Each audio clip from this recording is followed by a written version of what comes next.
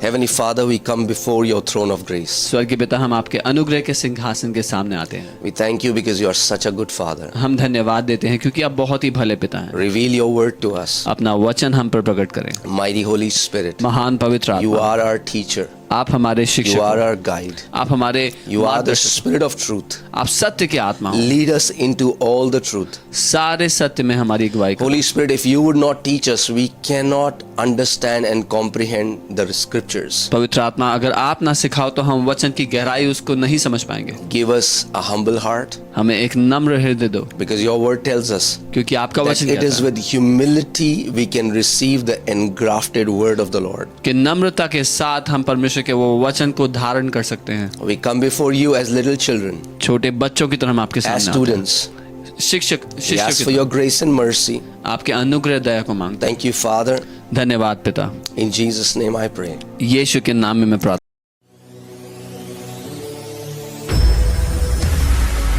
Okay, let's go to the word. आइए हम वचन में चलते हैं। Hallelujah. Hallelujah. So, again, you are seeing it on your screen, अपनी स्क्रीन पर आपको वचन दिखाई देगा which we saw yesterday. जो हमने कल देखा। Now, Ephesians 1:5, it says, having predestined us to adoption as sons by Jesus Christ to himself. और यहाँ जैसा लिखा है कि उसने पहले से ही हमें ठहरा दिया कि हम यीशु मसीह के द्वारा उसके लिए पालक पुत्र हों। And I told you yesterday और मैंने how आपको adoption here means the revealing, the manifestation of sons. और मैंने बताया था कि जो अडॉप्शन है, लेपालक होना है, कैसे पुत्रों का प्रकट होना है असल में। We see how biblical adoption is not what we think adoption in today's world is. हमने देखा कि कैसे अडॉप्शन का जो बाइबल में अर्थ है वो नहीं है जो आज दुनिया में हम समझते हैं। Right? So we saw that the adoption happened by Jesus Christ. हमने देखा कि वो अडॉप्शन, वो लेपालक होना प्रभु यीशु के द्वारा हुआ। And this was the good pleasure of his will. और ये हमारे स्वर्गीय पिता की अच्छी इच्छा का प्रतिफल था, परिणाम था। Amen. To the praise of the glory of his grace. उसकी महिमा के सद्गुण, उसके महिमा के धन के द्वारा। Amen. Amen. Let us see this verse again. In verse 6 it says, to the. So all of this that happened, the adoption that happened by Jesus Christ, it was leading us to the praise of the glory of his grace. और ये जो हमारा लेपालक होना हुआ वो इसलिए था कि उसके उस अनुग्रह की महिमा की स्तुति हो। Amen. To the praise of the glory of his grace. उसके अनुग्रह की महिमा की स्तुति हो। This word glory is a beautiful word. ये शब्द महिमा है, बहुत ही खूबसूरत In शब्द the है। Greek, this is the word doxa, and Apostle Paul uses it 77 times in the New Testament. यूनानी में ये शब्द डोक्सा है और 77 दफा इसको इस्तेमाल किया अपोस्टल पॉल ने। Amen. Now, let's just look at this word. This word glory. If I had to tell you what glory means, it means the splendor, the majesty, the depth, the height in which you can know the fullness of someone or something. और ये जो glory या महिमा शब्द है ये दर्शाता है कि महानता या किसी की प्रचंडता, उसकी गहराई और ऊंचाई में जब आप किसी को जान सको। Amen. So in the end, the Bible says, in the end, there will come a time where we will be able to praise God for the glory of his grace, or for the fullness of his grace, for the splendor or the majesty of his grace. So अंत में जो समय है वो ऐसा होगा कि हम उसके अनुग्रह की जो प्रचंडता है, उसके अनुग्रह की जो महानता है, उसकी जो महिमा है, उसको उसकी महिमा कर पाएंगे। Let me show you what happened in the Old Testament. पुराने नियम में क्या हो देखते हैं। Let's go to Exodus 33. निर्गमन 33 Let's read 17 to 19. 17 से 19 पढ़ते हैं। So the Lord said to Moses, यहोवा ने मूसा से कहा, I will also do this thing that you have spoken, for you have found grace in my sight. मैं यह काम भी जिसकी चर्चा तूने की है करूंगा, क्योंकि तूने मेरी दृष्टि में अनुग्रह पाया है। And I know you by name. और मैं तेरे नाम से तुझे जानता हूँ। Amen. And now, what is Moses saying? And he said, that means Moses said, और अब मूसा क्या कह रहा है? please show me your glory. We see again the same word. Please show me your glory. मूसा ने कहा, मुझे अपनी महिमा दिखा। So God is telling Moses परमेश्वर मूसा से that कहता है you, Moses, कि तू मूसा have found grace in my sight. तूने मेरी दृष्टि में अनुग्रह पाया है। This is the same word that we see that Paul uses, the praise of the glory of his grace. ये वही शब्द है कि जो हमने पढ़ा पौलुस के द्वारा कि अनुग्रह की महिमा की स्तुति हो। So now you see that glory and grace are somehow connected. कि आप यहाँ देख रहे हैं अनुग्रह और महिमा जुड़े हुए हैं। You have found grace in my sight, Moses, मूसा तूने मेरी दृष्टि में अनुग्रह पाया and है I know you by name. और मैं तुझे नाम से जानता हूँ। And now Moses is saying, और अब मूसा Lord, कहता if है I have found grace in your sight, प्रभु अगर मैंने अनुग्रह पाया तेरी दृष्टि में please show me your glory. तो मुझे अपनी महिमा दिखा। Show me who you are at the core. मुझे दिखा कि तू कौन है बीचों बीच। Show me मुझे दिखा the fullness of God. परमेश्वर की बहुतायत Show संपूर्ण me your splendor. मुझे अपनी महिमा दिखा। Show me your majesty. मुझे अपना तेज दिखा। It's like you go to Elon Musk and you say, show me your wealth. जैसे आप इलॉन मस्क के पास गए, आपने कहा मुझे अपनी धन संपत्ति दिखा। Amen. And it's amazing how God responds. और ये अद्भुत है परमेश्वर ने कैसे उत्तर दिया। I mean, like, think about this infinite, almighty God. आप सोच के देखिए वो असीम परमेश्वर How can this infinite God show his greatness to a finite creature? ये असीमित परमेश्वर एक सीमित व्यक्ति को, एक नाशवान व्यक्ति को कैसे अपनी महिमा अपनी बहुतायत दिखा सकता है। I mean, like, it's indescribable. God is indescribable. We cannot understand this infinite being we call God with our finite mind. परमेश्वर मनुष्य के परिभाषा से बाहर है, उसको हम अपने इस दिमाग से समझ ही नहीं सकते। Amen. Amen. I mean, like, we just cannot until I think maybe God will give us. It's only by His grace that slowly the Father will reveal. We saw, in the previous classes, if you remember, the Bible says it will take us eons, thousands upon thousands of years to unpack this grace. हम अपने आप से उसकी महानता, उसकी महिमा के धन को जान ही नहीं सकते। जैसा हमने पहले बाइबल स्टडी में देखा था कि कई युग लग जाएंगे उसकी भलाई को समझने में ही। All right. So Moses is saying, Lord, please show me your glory. मूसा कह रहा है प्रभु कृपया करके मुझे अपनी महिमा दिखाओ। And I love what God says. और मुझे प्यार है जो परमेश्वर ने कहा। तब उसने कहा, परमेश्वर ने, I will make all my goodness pass before you. मैं तेरे सम्मुख होकर चलते हुए तुझे अपनी सारी भलाई दिखाऊंगा। I will make all my goodness pass before you, Moses. मूसा मैं तेरे सामने से अपनी पूरी भलाई लेकर के चलूंगा। Moses is saying, show me your glory. मूसा कहता है मुझे अपनी महिमा दिखाओ। Show me your splendor. मुझे अपना तेज Show me your दिखाओ। core. अपना बीचों बीच आप कौन हो परमेश्वर, वो दिखाओ। Right? Show me who you are. मुझे वो बताओ आप कौन हो And God is saying, और परमेश्वर I कहता will है make मैं all my goodness अपनी पूरी भलाई pass before you. तेरे सामने से What does that tell चलाऊंगा। us? ये हमें क्या बताता है? That at the core of who this almighty God is. कि ये जो महान परमेश्वर है वो बीचों बीच। Think about this.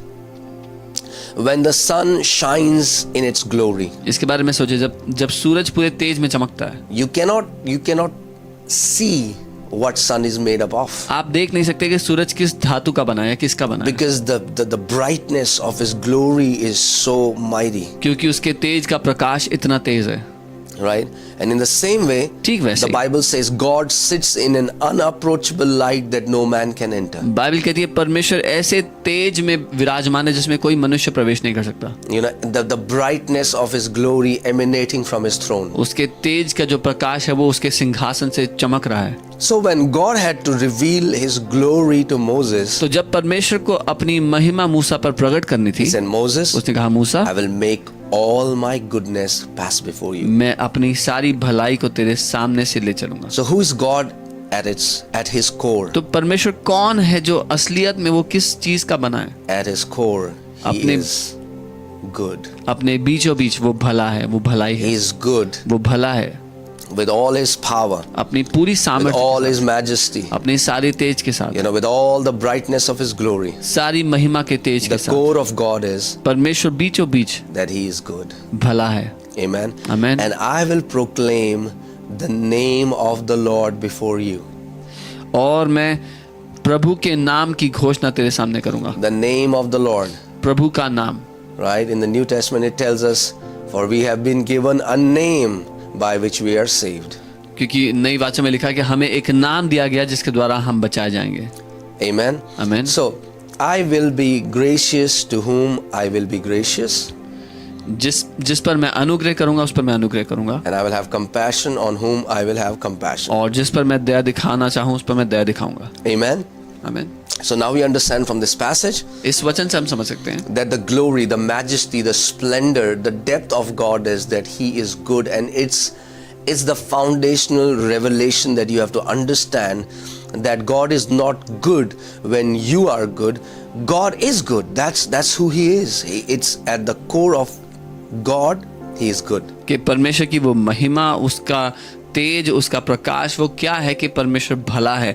परमेश्वर सिर्फ तब भला नहीं जब आप अच्छे काम करते हो, लेकिन परमेश्वर भला है, यही उसका वजूद है। All right, let's go to John 1:14. I want to show you something. यूहन्ना 1:14 पर चलते हैं। Here it says, and the word became flesh. और यहाँ लिखा है और वचन देहधारी हुआ। And the word, we know who is this word. हम जानते हैं ये वचन कौन है। In John 1:1, यूहन्ना 1:1 में you know, we see हम in the देखते हैं beginning, शुरुआत में, before there was time, समय से पहले, before anything existed, कोई भी चीज से पहले there was word. वचन था, And the word was with God. और वचन परमेश्वर के The साथ word था, was God. और वचन ही And परमेश्वर this था। word became flesh और ये वचन देहधारी हुआ and dwelt among us. और हमारे बीच डेरा किया, And we beheld और हमने देखी His glory. उसकी Again, महिमा, we beheld हमने देखी the glory, उसकी महिमा, the splendor, उसका तेज, the majesty उसकी महानता, as of the only begotten of the Father. जैसे पिता के इकलौते की महिमा।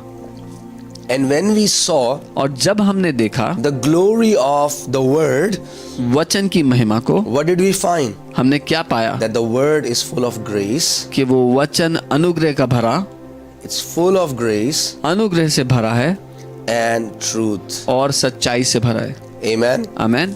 Now, this is a deep Bible study. I don't want to take you to glory today, but I want to take you somewhere else. But I just want to tell you so that you understand that what glory actually means. ये एक गहरी Bible study है। मैं आपको आज महिमा की गहराई में तो नहीं, लेकिन कहीं और लेके जाना चाहता हूँ, पर मैं चाहता हूँ आप समझो कि महिमा का अर्थ क्या है।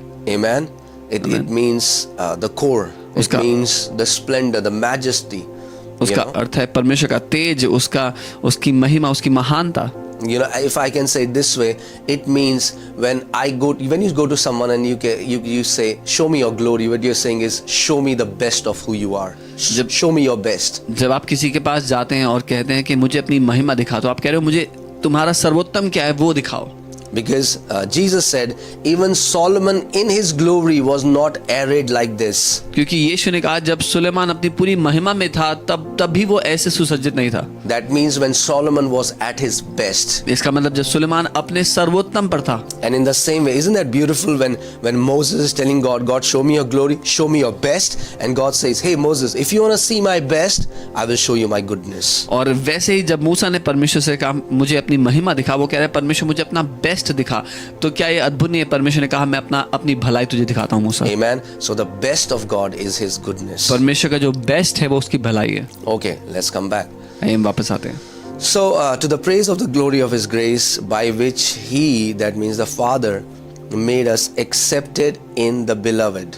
उसकी अनुग्रह की महिमा की स्तुति हो जिससे पिता ने हमें ग्रहण कर लिया। Amen. All right.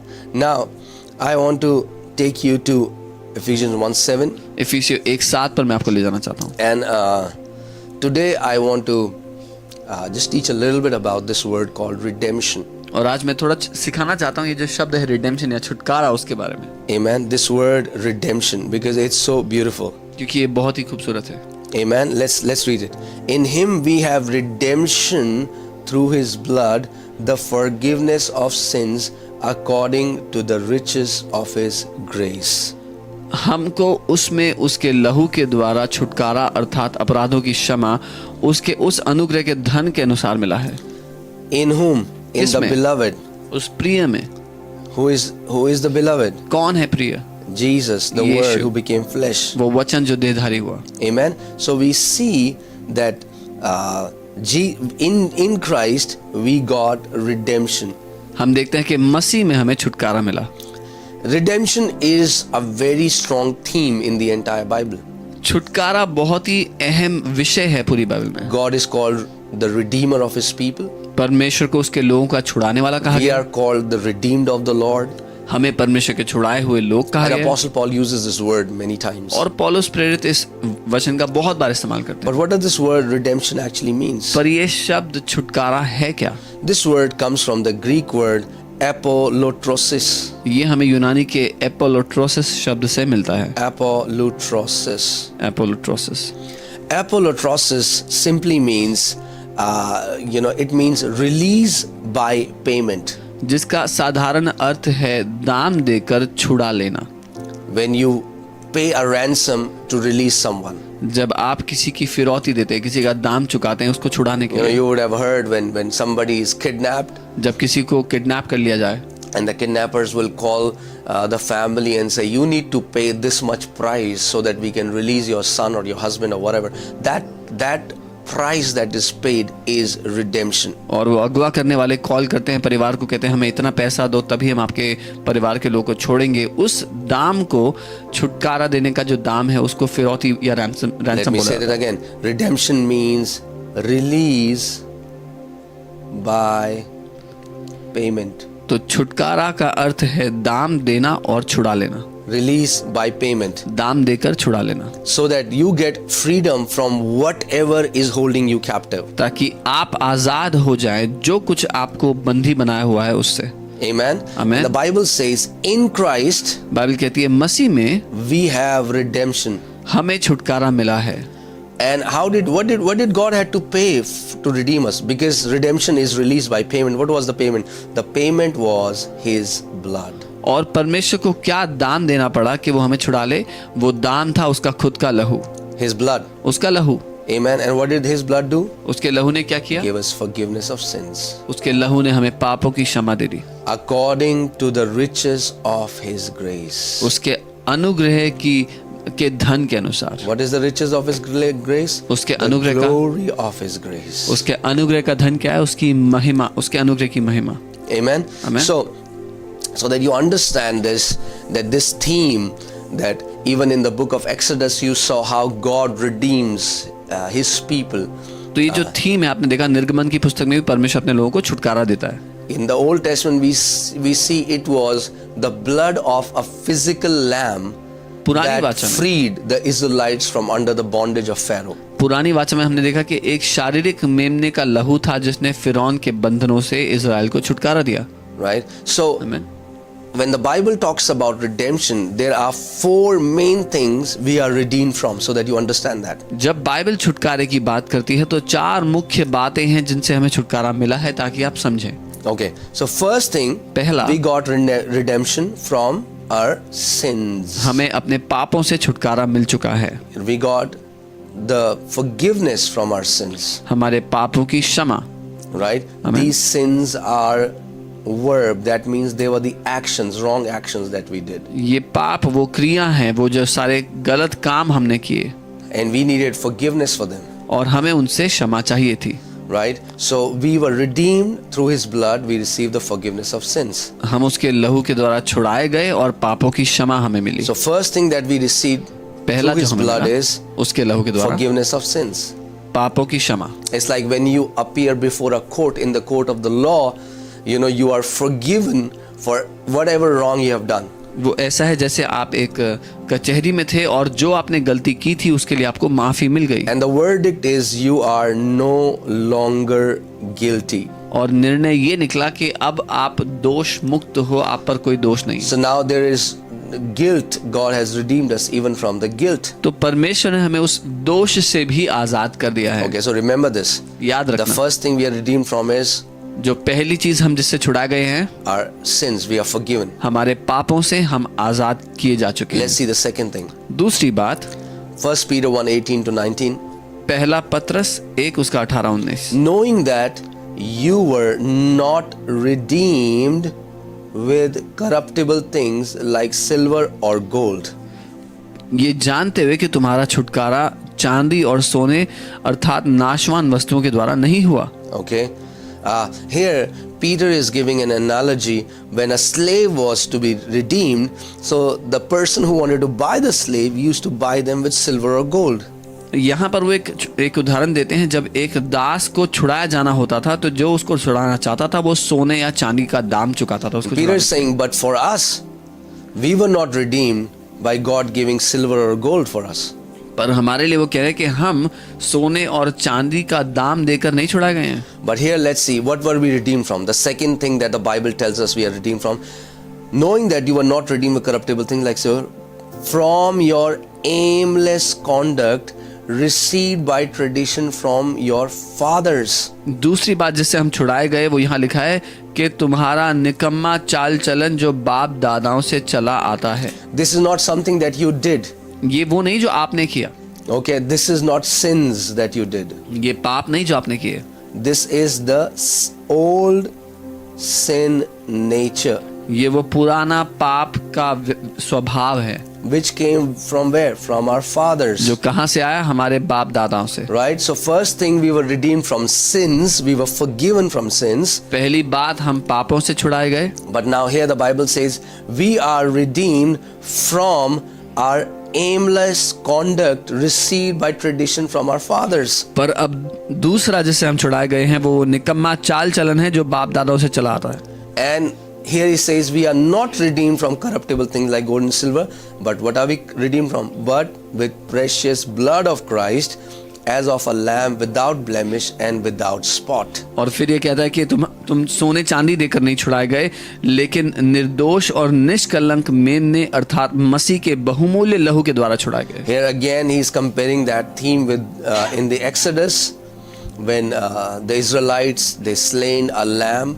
But here he says that this lamb was not a lamb, not a physical lamb. He was Jesus Christ, who is the Lamb of God. यहाँ फिर वो निर्गमन की बात को लेकर के कहते हैं कि एक मेमना, शारीरिक मेमना नहीं, लेकिन वो निर्दोष और निष्कलंक मेमना अर्थात मसीह यीशु के बहुमूल्य लहू के द्वारा। Amen. Peter says this. But if you see, Apostle Paul also says this. Let's go to Ephesians 4:22. I want to show you something. ये पतरस ने लिखा था, लेकिन अगर देखेंगे तो पौलुस प्रेरित भी ये बात को दोहराते हैं। That you put off concerning your former conduct the old man. What is our former conduct? The old man. कि जो तुम्हारा पुराना चाल चलन था, वो पुराना मनुष्यत्व, उसको उतार दो, Which grows corrupt according to the deceitful lust. जो अलग अलग लालसाओं के द्वारा भ्रष्ट होता चला गया। So what was our former conduct? The old man. What is the old man? The old sinful nature. क्या था वो पुराना मनुष्यत्व? वो पुराना पाप का स्वभाव। Okay? And we see the same thing. We are redeemed from, the first thing was sins, which were verb. This is a nature which is a noun. So you put off your old former conduct, the old man. सो हम देखते हैं कि यहाँ पे फिर से बात हो रही है कि जो पुराना तुम्हारा स्वभाव था, पुराना चाल चलन था, वो नेचर, उसको हटा दिया। Amen. And it grows corrupt according to deceitful lust. It keeps growing corrupt. जो कि लालसाओं की वजह से भ्रष्ट होता चला जाता है। Amen. You have to understand, if anybody stays in this old nature, it will keep on growing corrupt. It will take people towards corruption. आपको समझना है, अगर कोई भी इस स्वभाव में रहेगा तो वो भ्रष्ट होता चला जाएगा। And then you put on the new man. तो फिर आप नए मनुष्य को What is धारण the करते new हैं। man? If old man is old sinful nature, what is the new man? The new man is the new nature. अगर पुराना मनुष्य वो पुराना पाप का स्वभाव है, तो फिर नया मनुष्य क्या है? वो नया स्वभाव है। And what is the new nature? क्या है वो नया Righteousness. स्वभाव? वो धार्मिकता है। Amen. Which was created according to God. What is that? In true righteousness and holiness. So what is our new nature? Our new nature is righteousness and holiness. जो परमेश्वर के अनुसार धार्मिकता और पवित्रता में बनाया गया, सच्ची धार्मिकता में। Okay, so if let me just give you a recap. What was the first thing we were redeemed from? We are redeemed from our sins that we did, the wrongdoings that we did. So we got forgiven from that. What was the second thing? We got redeemed from our old sinful nature, our former conduct. पहला जिससे हम छुड़ाए गए वो सारे पाप थे जो हमने किए थे, उससे आजाद किए गए।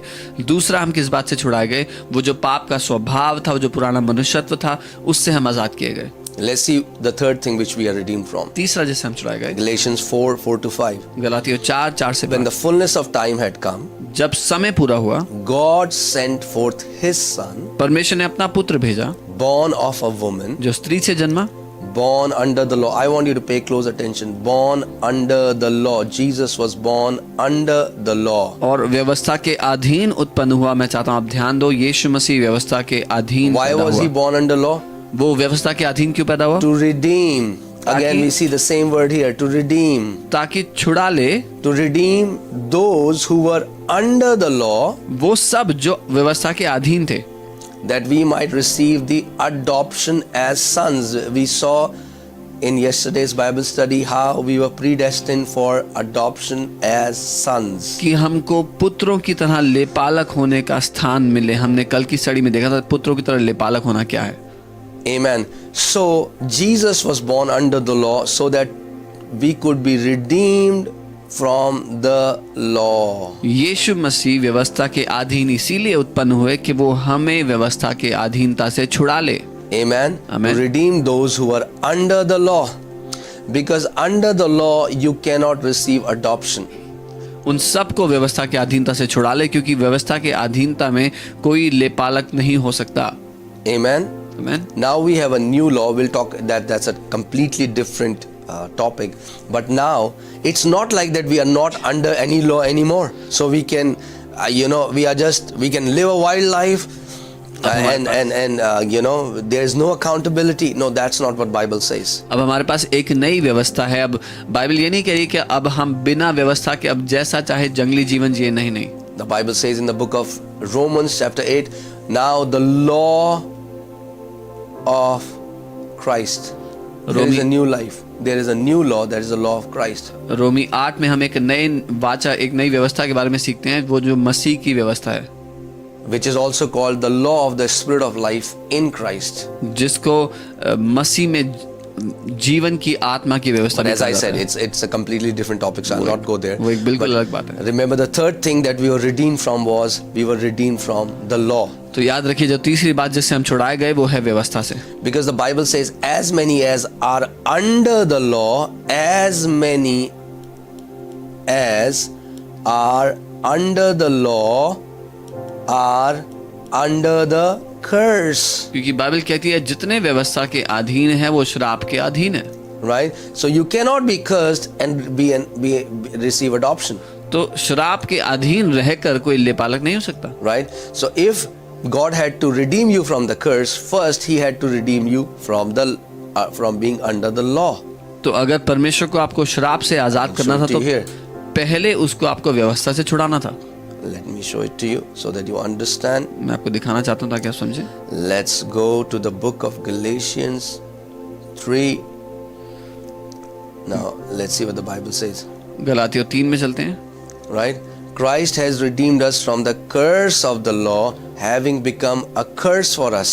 उसके 13 में लिखा है, मसीह ने जो हमारे लिए श्रापित बना हमें मोल लेकर व्यवस्था के श्राप से छुड़ा लिया। Because it is written, cursed is everyone who hangs on a tree, that the blessings of Abraham might come upon the Gentiles in Christ Jesus, that we might receive the promise of the Spirit through faith. क्योंकि लिखा है, जो कोई काट पर लटकाया जाता है वो श्रापित है। यह इसीलिए हुआ कि अब्राहम की आशीष मसीह यीशु में अन्य जातियों तक पहुंचे और हम विश्वास के द्वारा उस आत्मा को प्राप्त करें जिसकी प्रतिज्ञा हुई है। Right. See, what does it say in the verse 10? Let me show you. 10वीं आयत में देखते हैं। For as many as are of the works of the law are under the curse, for it is written, cursed is everyone who does not continue in all things which are written in the books of the law to do them. इसलिए जितने लोग व्यवस्था के कामों पर भरोसा रखते हैं वे सब श्राप के अधीन हैं, क्योंकि लिखा है, जो कोई व्यवस्था की पुस्तक में लिखी हुई सब बातों के कारण स्थिर नहीं रहता वह श्रापित है। Hallelujah. So Jesus has now redeemed us. We are no longer under the Old Testament law, but now we are under the law of Christ. तो यीशु ने हमें छुड़ा लिया। हम पुरानी नियम के, पुरानी वाचा के अधीन, उसके व्यवस्था के अधीन नहीं हैं। हम श्राप के अधीन नहीं And हैं। because we are not under the law, we are not under the और curse. क्योंकि हम व्यवस्था के अधीन नहीं हैं, हम श्राप के अधीन भी नहीं हैं। Amen. Hallelujah. So remember, first forgiveness of sins, तो याद रखिए, पहला पापों की क्षमा, old manner of life, the old man, the old sinful man. दूसरा वो पाप में देह या पाप में स्वभाव, Third, the law. तीसरा व्यवस्था। Okay, and then now let's see. Now I also want to tell you that the Bible tells us that this redemption that we now have is not a temporal redemption. और मैं आपको ये भी बताना चाहता हूँ कि बाइबल बताती है ये जो छुटकारा हमें मिला है ये थोड़े समय का छुटकारा नहीं है। Now let's see Hebrews 9:12.